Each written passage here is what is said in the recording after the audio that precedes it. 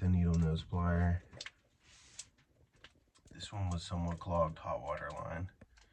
Also verify that it is the actual hot water line going into the unit.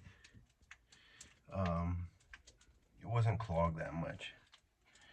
But next step is connect everything and then just run a hot water only fill and see how the water's coming out. And then go to a cold water only fill and see how the water's coming out. You want to check the water pressure, make sure it's not like dribbling in.